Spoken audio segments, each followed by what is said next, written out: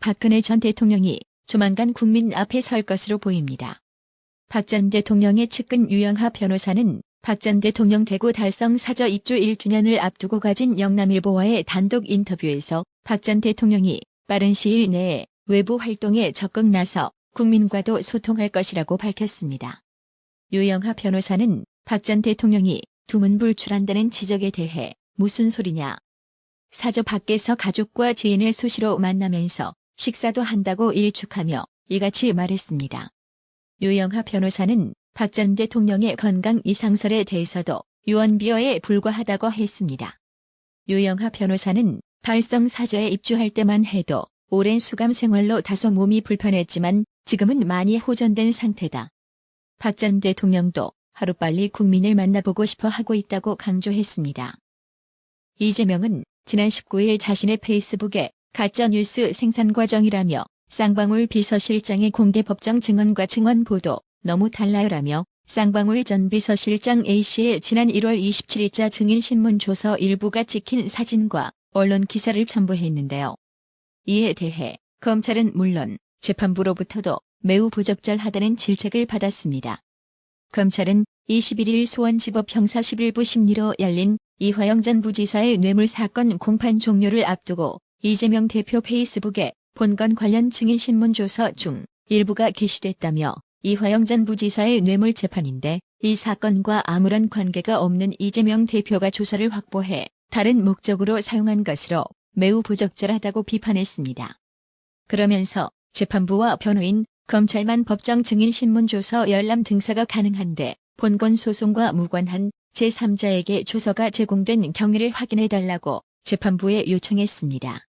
검찰의 유출 의혹 제기에 이화영 전 부지사 측 변호인은 우리 법무법인에서 민주당에 녹취서를 준 적이 없다고 주장했습니다. 그러자 재판부는 매우 부적절하다. 검찰 측 말에 일리가 있다며 있어서는 안 될 일이라고 생각한다.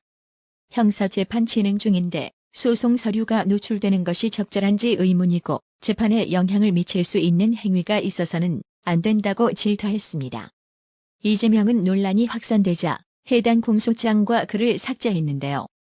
참 별짓거리다는 이재명이 아닐 수 없습니다. 별짓 다 하고 자빠진 건 이재명뿐만이 아닙니다. 창원 간첩단 사건과 관련된 자주통일민중전의가 연계 시민단체 등을 통해 지방자치단체 보조금을 받아 친북 교육을 한 것으로 나타났습니다.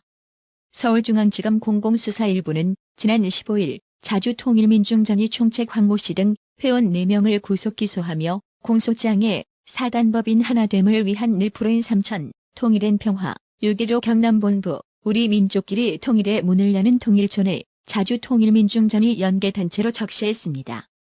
자주통일민중전의 회원들은 경남평화교육센터에 찾아가는 시민평화통일교육의 강사로도 활동하며 반미, 친북 교육에 주력했습니다.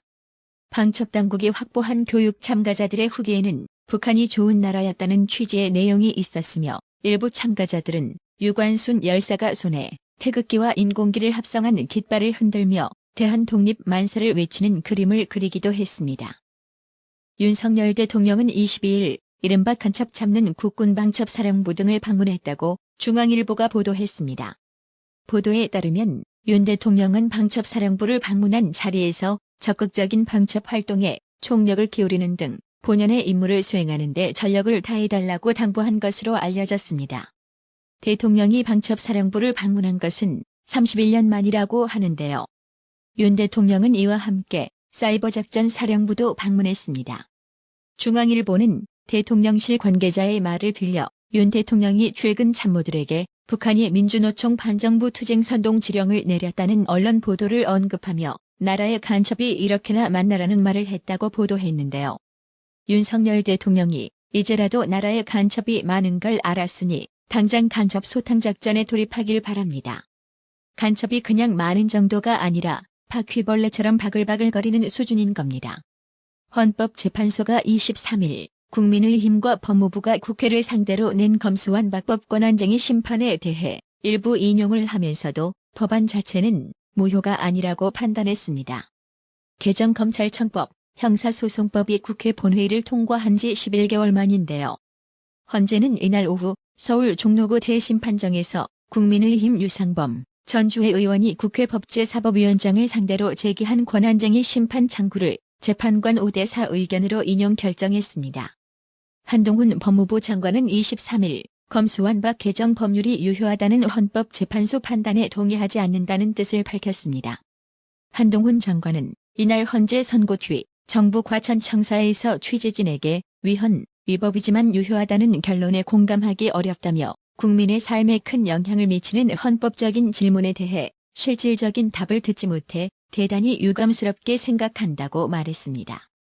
이어 다수 의견인 5분의 취지는 앞으로도 계속 이런 식의 회기 쪼개기나 위장 탈당 입법을 해도 괜찮은 것처럼 들린다며 다만 4분의 재판관이 위헌성을 인정하고 검수완박법의 효력을 전적으로 부정한 점은 의미 있게 생각한다고 강조했습니다.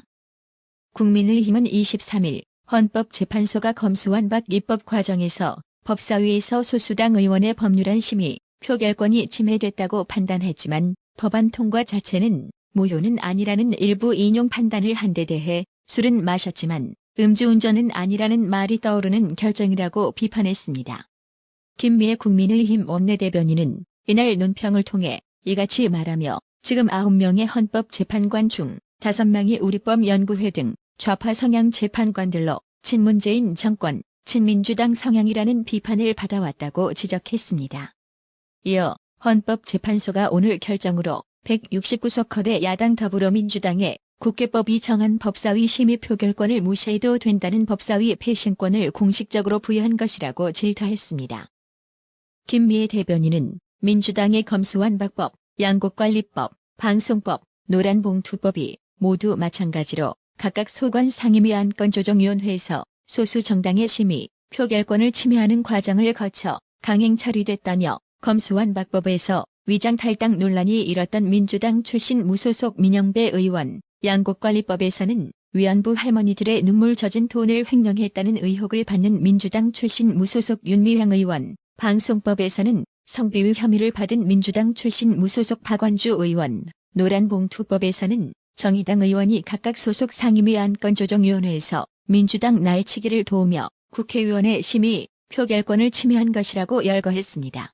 그러면서 오늘 헌재가 법사위원장이 소수 정당 법사위원들의 심의, 표결권을 침해하였다고 결정하였는 바 같은 취지의 양곡관리법 등 의회 폭거로 국회를 통과한 법률안에 대해 대통령의 법률안 거부권 행사의 정당성도 당연히 획득된 것이라며 거듭 헌재 판결에 울분을 토했습니다. 나라의 TV는 구독료 후원으로만 운영 유지되고 있으니 구독자님들의 따뜻한 정성이 필요합니다.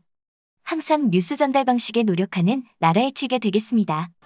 구독 그리고 알람 설정, 뉴스 영상 내용이 좋았다면 좋아요를 클릭해주세요.